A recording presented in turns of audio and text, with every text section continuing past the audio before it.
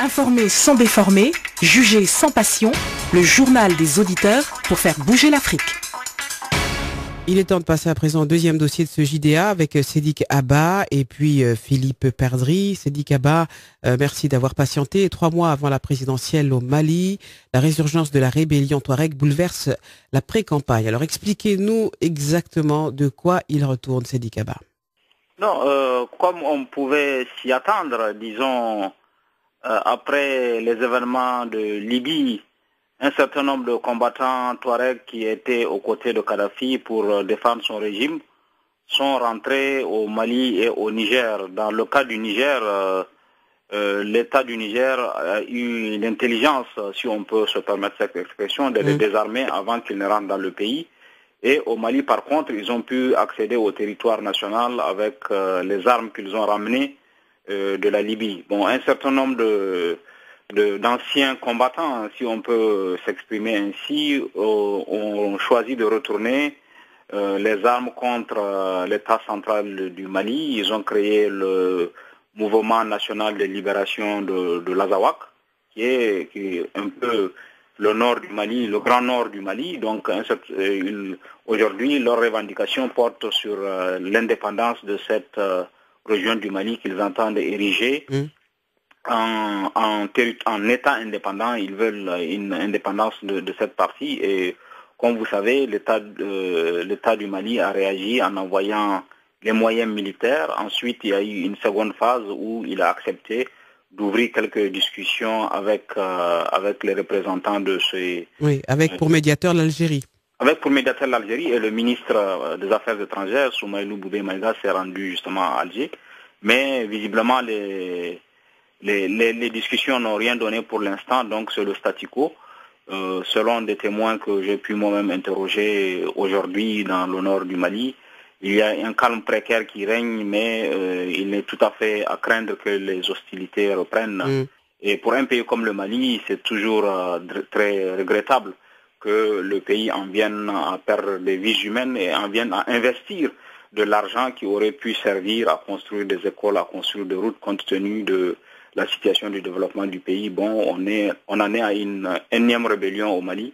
Je crois qu'il faudra trouver les moyens de régler définitivement cette situation de rébellion dans le nord du Mali, en combinant à la fois des solutions politiques et des solutions de développement, parce que vous savez, le sous-développement et le sous-développement criard dans cette région du Mali fait aussi que les mouvements rebelles peuvent facilement recruter des jeunes désœuvrés et les enrôler dans des mouvements de rébellion. Alors Philippe Perdry, même si on loue le calme et l'ouverture d'esprit avec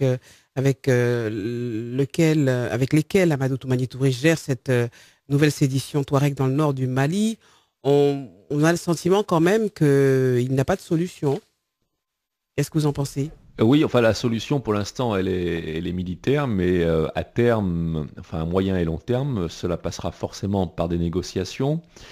Quand vous dites le calme d'Amadou Toumani Touré, pour beaucoup de gens, il a été justement un peu trop calme, voire un peu trop passif, car les pays voisins du Mali ont depuis la crise libyenne alerté notamment les autorités maliennes, mais aussi l'ensemble des partenaires internationaux, quant à la menace que constituait ce retour de dizaines de milliers de ressortissants nationaux en provenance de Libye.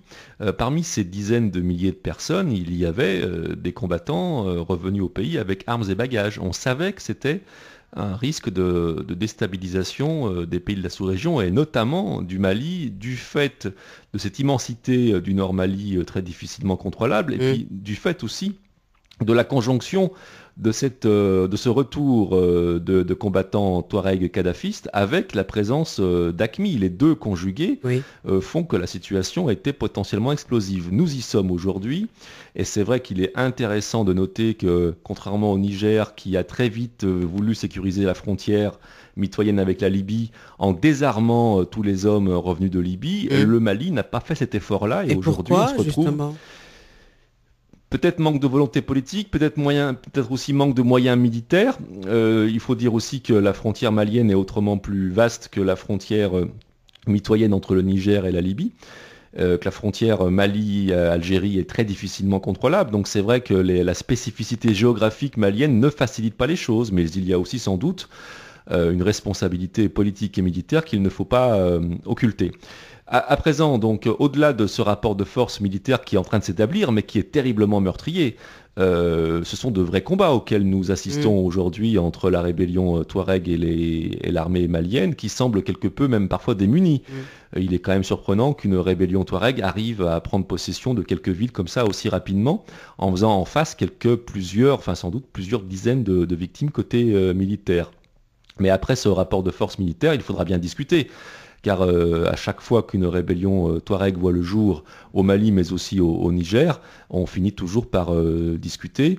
Et les discussions, elles sont connues. Ça va autour de mesures pour émanciper les peuples Touareg, leur offrir des postes autour ou au sein du pouvoir central, et puis évidemment lancer de véritables programmes de développement dans ces régions qui sont quand même véritablement démunies.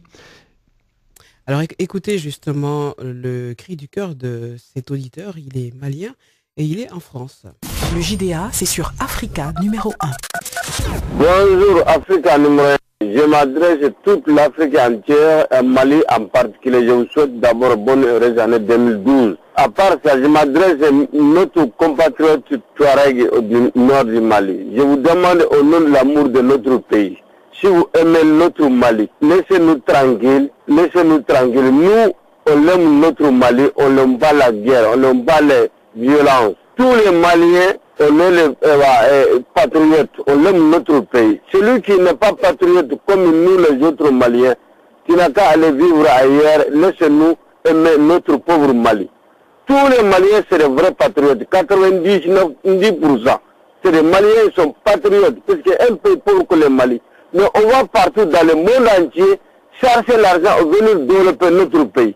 Vous ne bougez pas du Mali, vous voulez développer votre région. Comment vous prenez pour qui? Vous êtes quoi? Si vous n'aimez pas le Mali, partez là où vous voulez. Nous, chez nous, c'est plus pauvre que votre région. Nous, on s'est débrouillé nous-mêmes dans la région des Cailles. On a développé notre région avec notre sueur de notre front.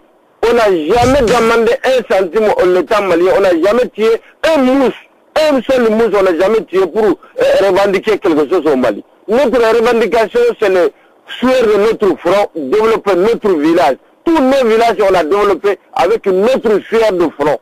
C'est ça le patriotisme. Si vous aimez le Mali, il faut développer votre côté avec votre sueur de front. Vous n'êtes pas des griots, vous n'êtes pas des mandiants.